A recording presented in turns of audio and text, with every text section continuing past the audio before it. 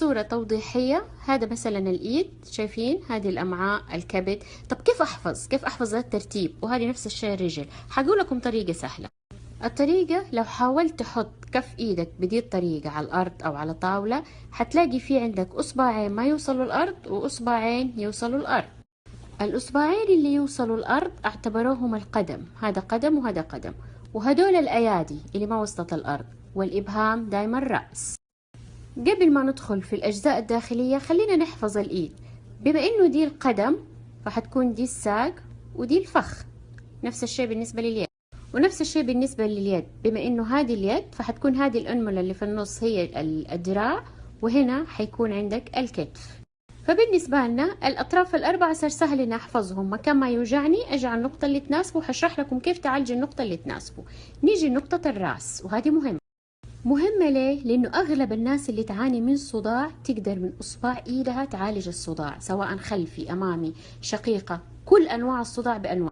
بس أنا مبدئيا مهتمة أنكم تحفظوا الشكل، وبعد كده حقول لكم كيف تعالجوا كل منطقة، لأنكم إذا حفظتوا حيصيروا أنتوا جالسين خلال ثواني تقدر تعالج أي شيء. حتتخيل ببساطة شديدة إنه الإصبع ده كأنك حركته صار فوق. بما إنه الراس فحيصير الراس فوق، حتلاقي الأجزاء اللي تحت فإذا أنت قدرت توازن وتخيلت الراس ده فوق، حيصير الراس بالرئة بالقلب كله فوق، وده تحته ماشي بالترتيب، يعني من راسك لرجولك ترتيب. طب كيف أقدر أعالج أنواع الصداع من إصبعي؟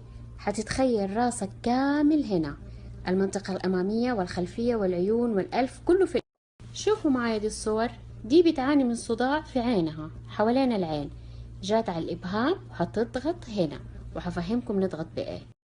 ده شخص بيعاني من صداع هنا في جبهته من فوق من الجهتين، راح للإبهام نفسه بالضبط كأنه مكان راسه الإبهام اللي هو هنا.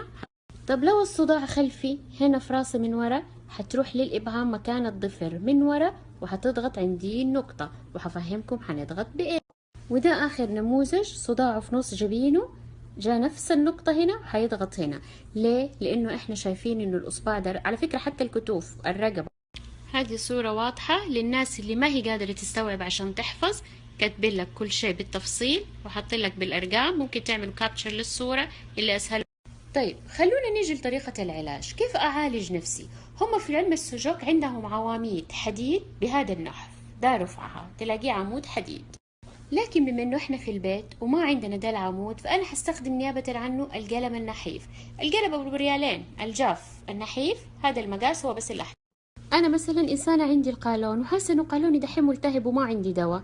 القولون اللي هو 19 اهو هنا للي حفظ في وسط الكف، وحبدأ اضغط عليه بالقلم.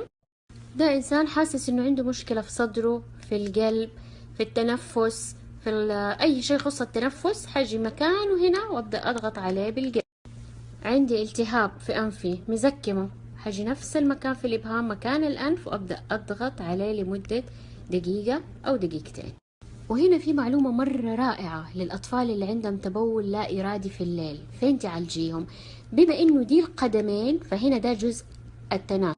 ببساطة شديدة حتجيبي فلفل أسود تحطي له هي هنا، وتحطي لصقة تلصقي له هي في المنطقة دي، طول الليل يتوقف التبول اللا إرادي.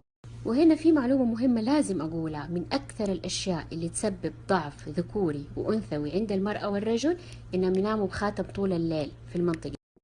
عشان كده لازم ننتبه، ممنوع أنام بدبلة، ممنوع أنام بخاتم تحديدا في ذا الأصبع أو في ذا الأصبع، ممنوع أنام بيهم، لازم أفك الخواتم، خطر جدا تنام. طب يمكن في أحد يسأل أنت ليه مركزة على الإيد ونسيت الرجل؟ لأنه أنت إذا حفظت الإيد، والإيد عادة أسهل لك وأقرب لك، تقدر